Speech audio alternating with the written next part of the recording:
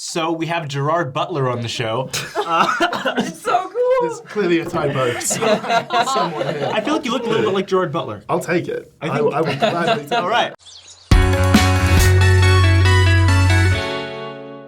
This is Joseph Sims. Sim or Sim? Sim. Okay. Sim. This is just Sim. What? I thought it was Sim. To be fair, so does everyone. Every legal paperwork that comes through, it's always Sim. So that's Really? Is that because that's of fun. Sims video game? Maybe. I don't know. Actually, it's probably because when I was 4, I would just convince everyone that I had an uncle that created it, which is a lie. That's a lie. And this is me just paying the price for it. yeah. It's karma. So when I was investigating the church, I saw your videos. That is crazy. And it's great. Yeah, it's great that you're on the show. I don't know. so I'm fangirling more than you. No, I don't know. I think it's pretty neutral. You were part of his conversion. It is because of you. Well, no. Every Mormon with YouTube has seen one of your videos. They may not know that it was yours, but they've seen it. They're everywhere. Yeah. Yes. I remember watching when I was investigating the church, the video with the little English guys, and just in the head, I was like, that's all. Is that offensive? I'm sorry. Why were you going like this though? It was on my phone. It was on my Samsung phone before I had an iPhone, so it was quite literally little English. I feel like this is really racist. I know, I was gonna say. You can tell he's not little. No, little 16-year-old boy with a weird accent. No, okay, but now you're not a teenager. But I'm saying like when those videos, it was like, and they're like, I was like, oh, there are British Mormons. I don't know. Although, where are you from? I don't know. No, oh no. Okay, so This is so fun. this is amazing. So this is like a long, complicated story, so I hope you guys know what you're in for. So I was actually born in Scotland, even though I don't sound like it at all. And then when I was 5, I moved to the UK, around like the East Midlands, lived in Cambridge for a little while. And then when I was 16, I moved to Canada. And as of a week ago, Provo. So that's the long-winded spiel as to why I'm here and what I'm doing. Are you like living in Provo now? For the next 2 months. So all my schooling's online, so I figured I'll come hang out where all the Mormons are. Yeah. So I moved. Hey. Yeah, thank you very much for having me. Wow. I love British accent. Oh my. Does it ever feel like strange when people, does it make it feel like you're like, listen, I'm still a person, all right? Weirdly enough, only in Utah, because I think there's enough of a British influence in Canada and Calgary that people don't really mention it. I crossed the border for 5 minutes, like, oh, say purple turtle, say something, say something weird. And we say it a little. See, you guys say it weird. To be fair, I'm a big fan of the American accent. It's just, I don't know, there's something. It depends where you go. Didn't realize I was the only person on that side of the argument. But when you go to Arkansas, people are like, hey, how you doing there? It's it's sweet. See, I like the New Jersey. Hey, what are you gonna do about it? Hey, bada bing, bada boom. Maybe you love all things. I love everything. I love everything.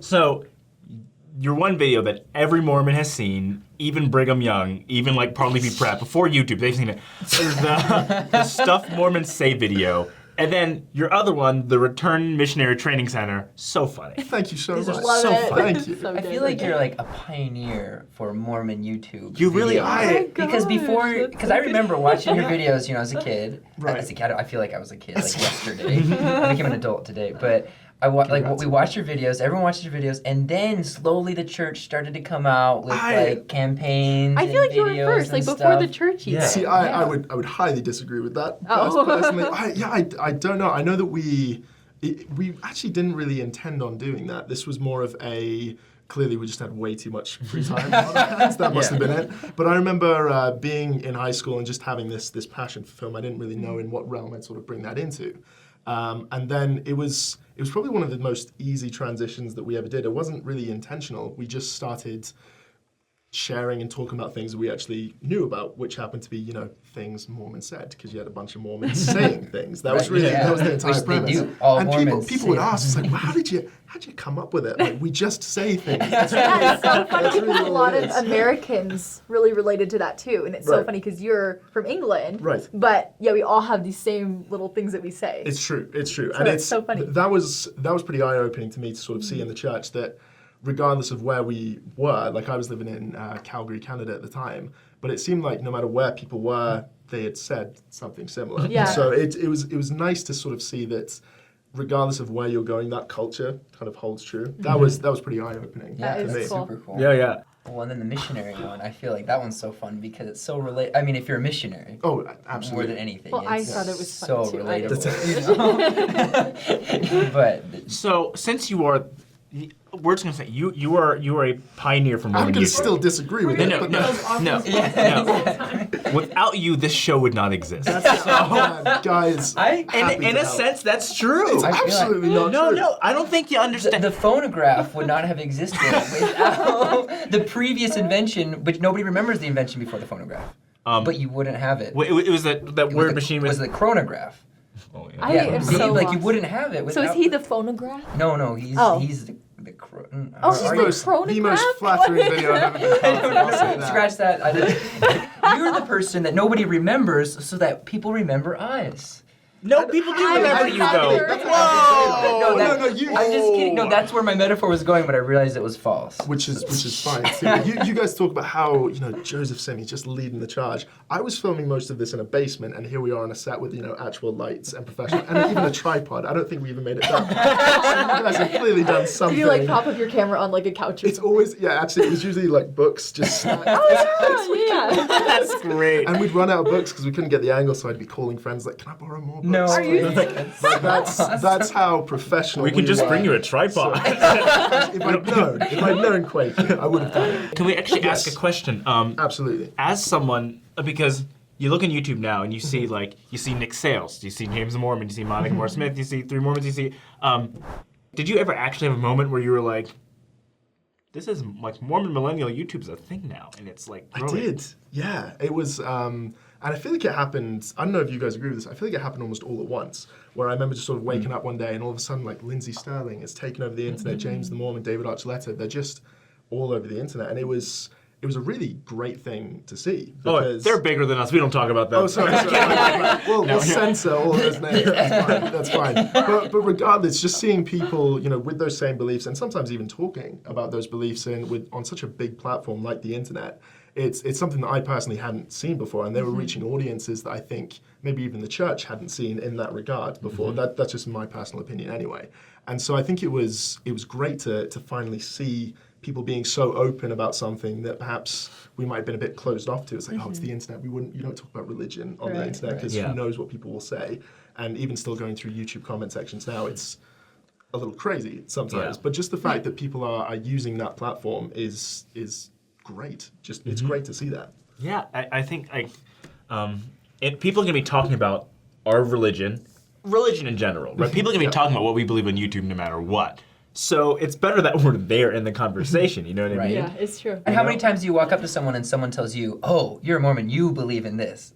It's like, how do you know what I believe? Yeah. So That's it's true. so important that the people who believe say what they believe. There was a comment on one of our videos, and the comment was like, "Yeah, you guys in Three Mormons never talk about what you guys really believe. You guys don't talk about Mormon doctrine. You give like this PC version, but you never say what you actually believe." And I'm like, "All right, so you have a preconceived notion of Mormonism. You go to a Mormon talk show, and then get mad because we're not saying the things you want us to say because we don't believe those things. Like people have this caricature of our beliefs, Yeah. and if we don't say the caricature, they go, They get mad. nope. Yeah. I watch South Park. I know cartoons. Therefore, you're wrong." What? Yeah. There is also this human level that it brings to it as well, because there are people with.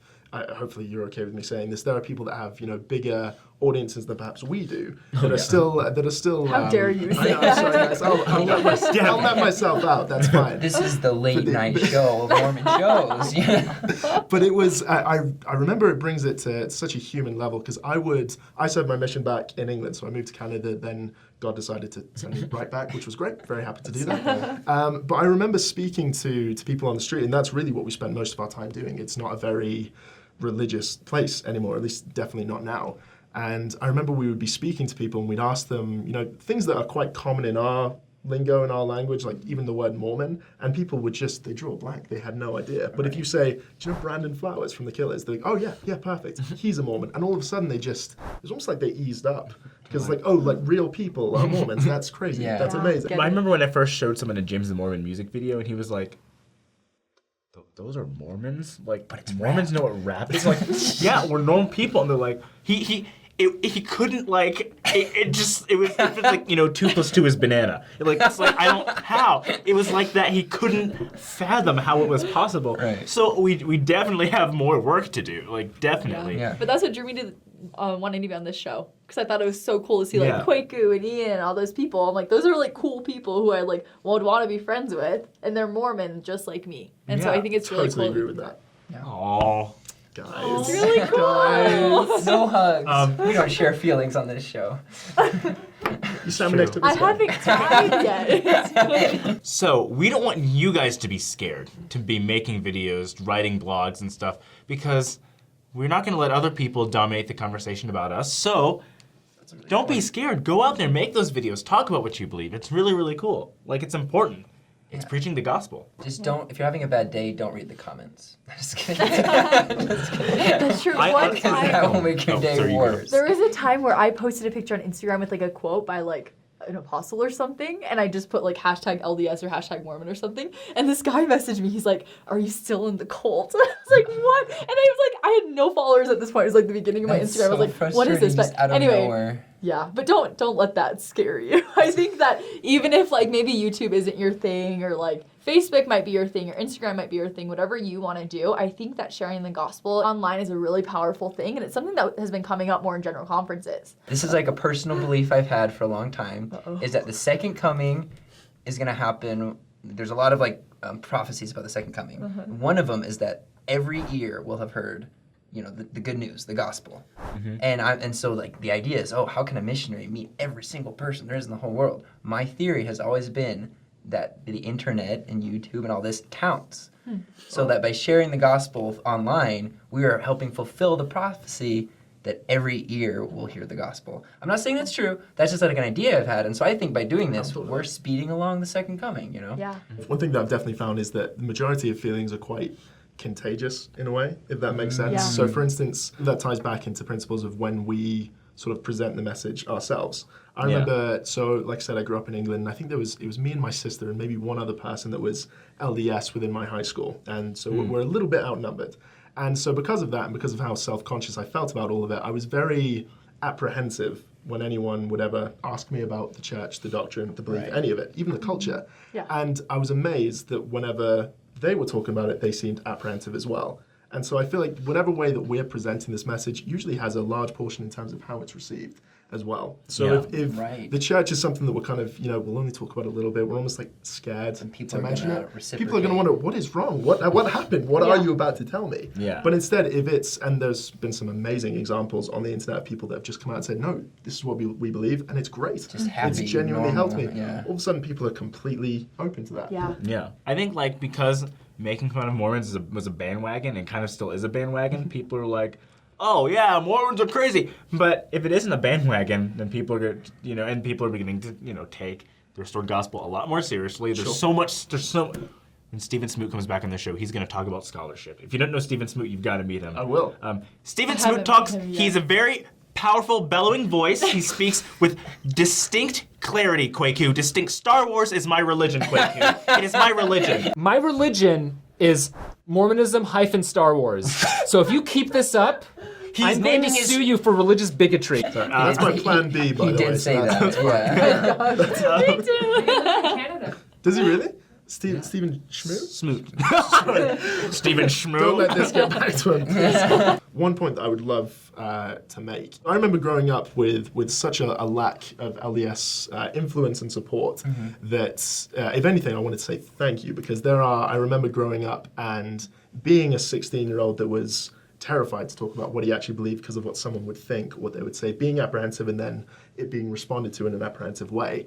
It's so refreshing to see someone that's just, or three people that are just so willing to say, this is what we believe, and it feels great, and we love it. And so I hope you guys recognize the impact that has on a lot of people, because if I were to see that as a, I'm serious, I completely mean it. So nice. If I were to see that as a 16-year-old boy that was terrified, that's probably the word I would say, to really say who I was or things that I felt truly passionate about. Like, that probably would have been a game changer. So what you guys are doing is amazing. And thanks very much for having me. Of course, thanks for coming on. Thank you. Well, make sure to follow Mr. the Joseph Sim. Follow him on Instagram. If you want. What's your Instagram? It's Mr. Joseph Sim for all of it. Oh, Do you have a that's Twitter? really helpful. I do, but I haven't tweeted in about 2 years, so if you want to, go for it. There's not a whole lot in it He for you. won't clog might your look Twitter like feed Justin at all. You really have nothing to lose. You won't get offended at all. Make sure to subscribe to Three Mormons on YouTube, share on Instagram and Twitter. Yeah. Facebook. Ooh, Facebook's pretty useful. Click the notification bell. Click the notification bell. Subtle. It's really subtle. notification Click the notification bell. I feel like it's like a mom teaching their It's kid the how to say the bell. prayer. in church. Bell. Click the bell. Like, Heavenly Father, thank you for this day. Oh no. That was like what just happened.